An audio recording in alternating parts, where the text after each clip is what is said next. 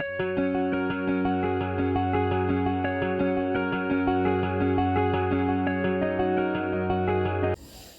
को राम राम, जय श्री कृष्णा, राधे राधे। मैं हूं आपकी numerologist Neetu Tulika Tiwari from Lucknow.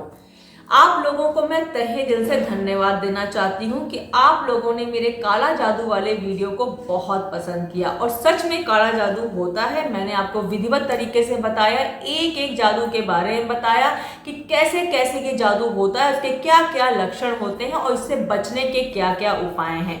Once again thank you so much मेरे सब्सक्राइबर और non subscriber both of you कि आप लोगों ने उस वीडियो को इतना ज़्यादा सपोर्ट किया।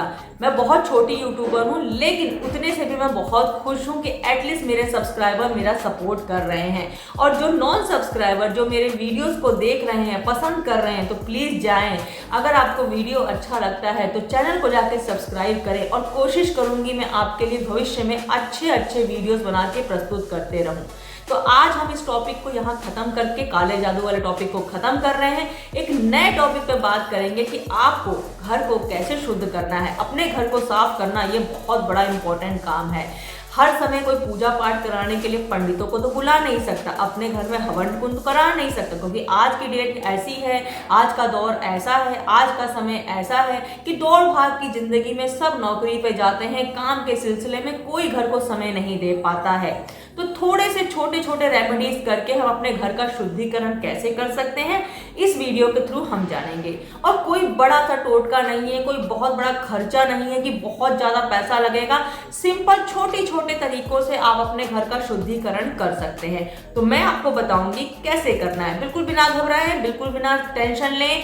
इजी वे में आपको सिंपल मेरी बोलचाल की लैंग्वेज, जैसी मैं बात करती हूँ ऐसी ही लैंग्वेज में आपको बताऊंगी। मैं वीडियो को बिल्कुल भी लंबा नहीं खींचूंगी, कोई तामझाम, कोई एक्स्ट्रा बातें करके टाइम वेस्ट भी नहीं करूंगी। बस मेरे वीडियो के थ्रू आपको समझ में आना चाहिए कि मैं बोलना क्या चाहती हूँ। तो फर्स्ट ऑफ ऑल सिंपल सी बात है कि आप इतना ध्यान लगा लीजिए कि आपको अपने घर को शुद्ध करने के लिए क्या क्या रेमेडीज करनी है, वो घर की महिलाएं ही करेंगी। क्योंकि जो भी घर की लेडीज है, कोई मम्मी हो किसी की, या फिर किसी की पत्नी हो, भाभी हो, दादी हो, नानी हो, घर की महिलाओं को ही ये सब करना है। क्योंकि घर की महिला कौन होती है? घर की लक्ष्मी होती है, घर की सरस्वती होती है और घर की मालकिन भी वही होती है। तो ये सारे काम घर की महिलाओं को ही करने हैं। अब किसी के घर में महिला नहीं है तो वहां हम एक्स्ट्रा बात अलग करेंगे कि वहां पे अगर किसी का हो सके तो वो पुरुष भी वहां वो कर सकता है। तो सिंपल वे में मैं आपको समझाती हूँ कि कैसे आपको अपने घर को साफ करना है। तो मेरे साथ वीडियो में बने रहें। सिंपल सिंपल छोटे छोटे रेमेडी से आप अपने घर को शुद्धिकरण कर सकते हैं। किसी पंडित, किसी हवन, किसी बड़े कुंड की जरूरत नहीं है आपको। तो चलिए पहला कारण और पहला तरीका, पहला नियम हम समझ लेते हैं कि कैसे अपने घर को शुद्ध करना है। घर को शुद्ध करने से पहले, जो भी आप नियम करने से पहले, सबसे पहला नियम होता है विश्वास। आपको अपने ऊपर विश्वास करना है कि जो भी मैं ये क्रिया कर रही हूँ, इस पर मुझे पूर्णतः विश्वास है कि इसके कारण मेरे घर से नकारात्मक ऊर्जा घर से बाहर जाएगी और मेरे घर में सकारात्मक ऊर्जा का आवागमन होगा। एक तरह की पॉजिटिव एनर्जी आपके घर में आएगी और नेगेटिव एनर्जी आपके घर से बाहर चली जाएगी। ऐसा विश्वास आपको पूर्णतः होना चाहिए। कोई भी आदमी विश्वास के साथ कोई काम करता है तो वो 100% वो काम सफल ही होता है। तो सबसे पहला नियम है आपको अपने ऊपर विश्वास करना है। दूसरा सबसे इंपॉर्टेंट काम आपको ये करना है कि घर के सारे दरवाजे, खिड़कियां, पंखे, आपको एक एक कॉर्नर, कहीं भी आपका जाला नहीं होना चाहिए, कहीं भी आपके किसी प्रकार की गंदगी नहीं होनी चाहिए। तो फर्स्ट ऑफ ऑल आपको मैं कहूंगी कि अपने घर की डस्टिंग रोज करें। रोज अपने घर को पोंछें, रोज अपने घर के किनारे साफ करें। कहीं भी जाला, पंखों पे गंदगी, किसी प्रकार की खिड़की पे गंदगी, डस्टिंग आपको रेगुलर करनी है। डस्ट नहीं होना चाहिए, चाहे आप टेबल कुर्सी सबकी डस्टिंग कर सकते हैं। तो फर्स्ट ऑफ ऑल अपने घर के सारी डस्टिंग करनी है, किनारों को साफ करना है, जाले साफ करने हैं, पंखे साफ करने हैं, ये आपको पहले कर लेना है। दूसरा काम आपको करना है गुनगुने पानी में, गुनगुने गर्म पानी में हल्का फुल्का गुनगुना कर ले, थोड़ा बहुत गर्म भी चलेगा, उसमें आप एक मुट्ठी नमक, जो भी आपके घर में अवेलेबल हो, सॉल्ट, चाहे तो रॉक सॉल्ट हो, चाहे आप जो भी खाते हो, टाटा सॉल्ट, जो भी खाते हो आप, नमक का कोई मैटर नहीं है, नमक आप कोई भी ले सकते हैं। एक मुट्ठी नमक लीजिए, उस नमक को आपको उस पानी में डालना है, उसको घोलना है। इतना गर्म होना चाहिए कि बस आप उसमें हाथ डाल के पोंछा लगा सके। इतना भी गर्म मत कर लीजिएगा कि हाथ जल जाए। गुनगुना गर्म पानी हो, आप उसमें पोंछा डालिए। आप उस पोंछे से पूरे घर के कॉर्नर की सफाई करिए। एक एक कॉर्नर आपका साफ होना चाहिए। नमक के पानी से सफाई कर लेने से सकारात्मक ऊर्जा का वास होता है। अगर हफ्ते में रोज लगा रहे हैं दैट्स वेरी गुड। अगर पॉसिबल नहीं है तो मंगलवार और शनिवार के दिन, स्पेशली इन 2 दिन तो आपको नमक का पोछा घर में लगाना ही लगाना है और एक एक घर के कॉर्नर की अच्छे से सफाई करनी है ताकि आपके कहीं भी गंदगी रह ना जाए। इससे आपके घर में पॉजिटिव एनर्जी का वास होगा, सकारात्मक ऊर्जा आपके घर में आएगी, जो भी नेगेटिविटी थी आपके घर से बाहर भाग जाएगी। ये 2 इंपॉर्टेंट काम कर लिया आपने। अब तीसरा आपको क्या इंपॉर्टेंट काम करना है। बहुत लोगों के घर में मैंने देखा है कि एक्स्ट्रा सामान इधर उधर बिखरा पड़ा होता है। फर्श पे इधर पड़ा है, उधर पड़ा है। घर में इतना सामान है कि चलने के लिए भी बहुत मुश्किल से कदम बढ़ाना पड़ रहा है। यानी कि बहुत सारा सामान है इतना घर में कि चल के भी आप जा रहे हैं तो किसी ना किसी सामान से टकरा रहे हैं, कभी टेबल से, कभी कुर्सी से, कभी सोफे से, कभी पलंग से। आप कोशिश करके अपने घर का एक्स्ट्रा सामान अलमारी के अंदर रखें या उनकी विधिवत जगह बनाएं जहां पे आप उनको रखें और वो आपके बॉडी से टच ना हो। आपके घर में इतनी जगह होनी चाहिए कि सफाई आप आराम से कर सकें, चल आप आराम से सकें। ये नहीं कि आप चल रहे हो तो किसी भी वस्तु से टकरा जा रहे हैं, ऐसा नहीं होना चाहिए। घर का एक्स्ट्रा सामान आपके यूज का है तो आप उसको तरीके से अलमारी के अंदर या अलमारी के ऊपर या आप उनकी सही जगह बना के रखें या पलंग के नीचे, जो भी है। आपके सामान के साथ साथ वो क्रियाएं जो कि आपको चलने फिरने में डिस्टर्ब कर रही हैं, जो कि आपके काम को करने में डिस्टर्ब कर रही है, पोंछा लगाने में डिस्टर्ब कर रही हैं, आपके घर में इतना सामान हो गया है कि आप उसके कारण ठीक से अपने घर में चल भी नहीं पा रहे हैं, तो उस सामान को आप सही जगह पे पहले रखें। उसके बाद से अगर आपके घर में कोई भी ऐसा सामान है जो वेस्टेज है, जो कि बेकार कबाड़े की तरह पड़ा हुआ है, उसको आप बाहर घर से फेंक दें, क्योंकि वो घर में आपके नकारात्मक ऊर्जा को ला रहा है। जो सामान टूटा है, फूटा है, कबाड़े की तरह है, उसको आप बाहर ही फेंक देंगे तो ज़्यादा अच्छा रहेगा। वो जगह आपके घर की साफ सुथरी हो जाएगी। और अगर आपके घर में कुछ ऐसे कपड़े हैं या कुछ ऐसा सामान है जिसका आप यूज़ बिल्कुल भी नहीं करते हैं, तो थोड़ा सा दिल बड़ा करिए और उसको गरीबों को दान कर दीजिए। तो क्योंकि वो चीज़ आपके यूज़ की तो है नहीं, जो आप यूज़ नहीं कर रहे। कुछ कपड़े ऐसे होते हैं जो बेकार गठर की तरह पड़े होते हैं, या कुछ सामान ऐसा होता है जिसको कोई यूज़ भी नहीं कर रहा होता, एक्स्ट्रा होता है, तो थोड़ा सा दिल को बड़ा करके उस चीज़ को दान कर दीजिए। इससे आपके घर में बहुत स्पेस बन जाएगा, बहुत सारी जगह खाली हो जाएगी, जिसको आप सही तरीके से यूज़ कर सकते हैं और वहाँ पे सुचारू मात्रा में हवा का आवागमन होगा।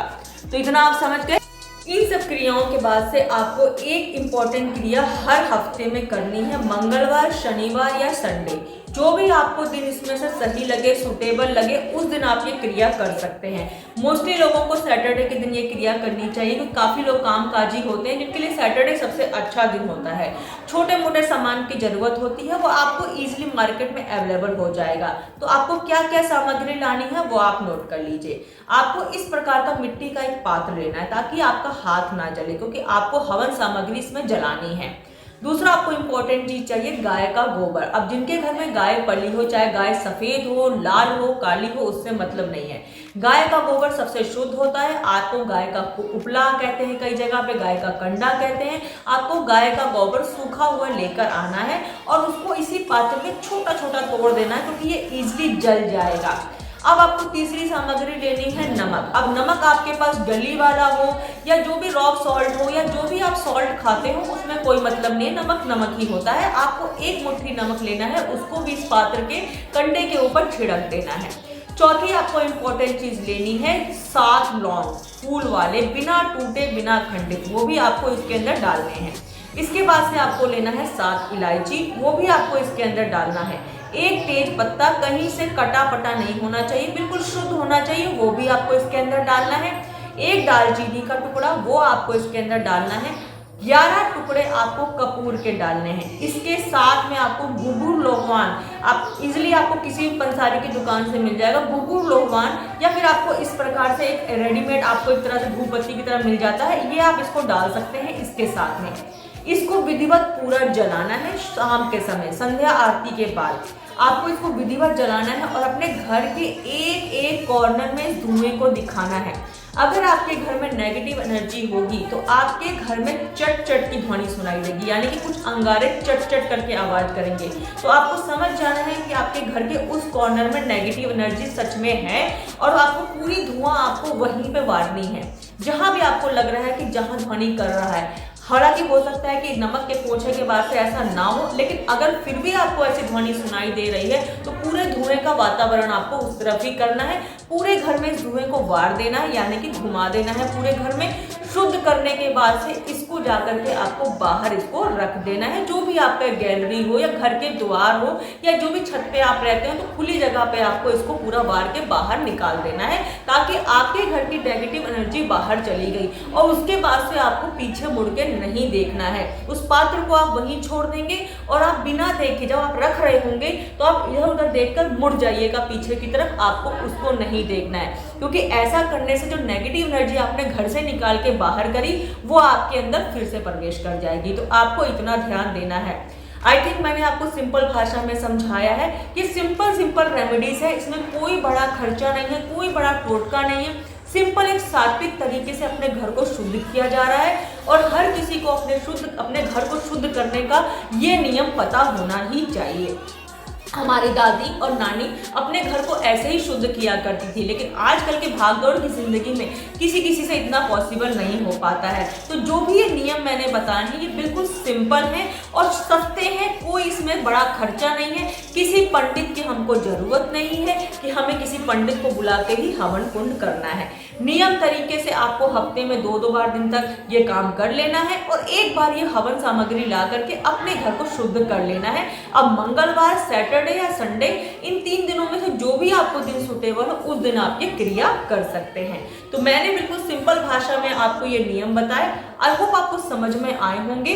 अगर मेरी बोलचाल की भाषा में किसी को कुछ भी नहीं समझ में आया हो तो मेरी ऑडियंस आपसे तहे दिल से आपसे मैं रिक्वेस्ट करूंगी कि आप मुझसे क्वेश्चंस पूछें। कुछ भी समझ नहीं आता तो इस वीडियो के नीचे जाके कमेंट बॉक्स में अपना कमेंट डालें, मैं आपको जल्दी से जल्दी रिप्लाई देने की कोशिश करूंगी। तो इस वीडियो को बिल्कुल भी अब लंबा नहीं खींचेंगे, हम इस वीडियो को यहीं अंत करते हैं। आई होप आपको अच्छा लगा हो। नेक्स्ट वीडियो में आपको मिलेंगे किसी नए टॉपिक के साथ जिसकी आपको जरूरत होगी। तो थैंक यू सो मच। सभी को जय श्री राम, राधे राधे।